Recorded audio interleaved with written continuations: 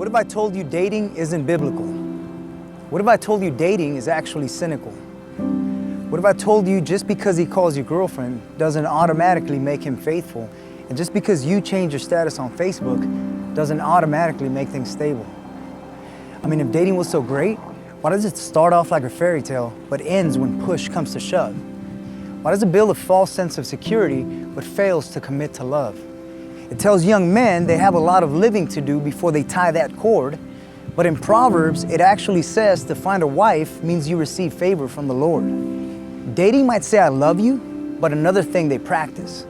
It tends to look like a marriage, that's not really what the fact is. They can't commit to love, so they just have sex and move in together, but after some time they realize their feelings just change like the weather.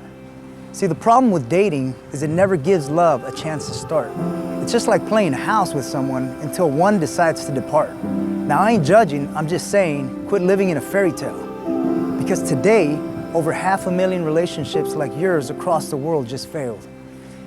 I mean, for everything else in life, is dating a concept that we would actually consider?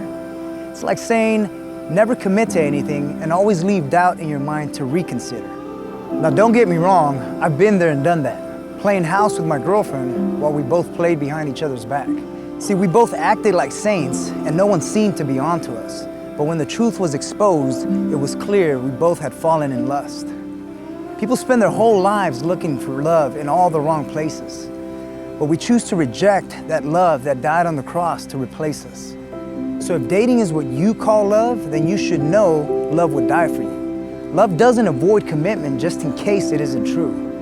Which means if it actually is true love, then there should be no doubt in your mind. Would this person really die for you, or would they run and hide? See, because love is not self-seeking, it always protects.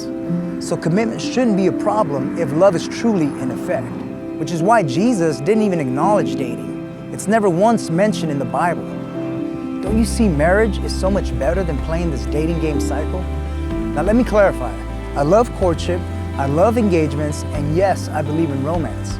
But let's be honest, does today's concept of dating look anything like God's plan? See, remember, God already designed a plan for women and men, but the Son of God never supports fornication. Not now, not then.